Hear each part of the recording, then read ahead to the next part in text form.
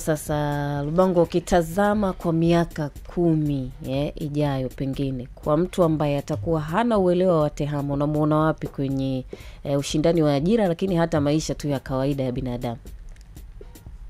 Kwenye ajira kiukweli atakuwa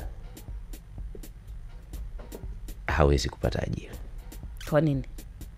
Kwa tunapoelekea lazima uwe una ujuzi hata kidogo wa namna ya kutumia vifaa vya tehama.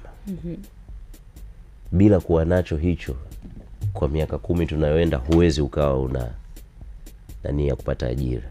Kwa sababu kwa sasa hata ukiangalia mtu ambaye unaongelea labda tuseme mlinzi, unakuta ana screen na kamera nani, lazima aweze kujua okay, naangalia hapa kuna issue hii iko sehemu gani, niende nika angalia. Kwa hiyo kama huna ujuzi wowote wa tehama, baada ya miaka 10 shughuli itakuwa ngumu sana.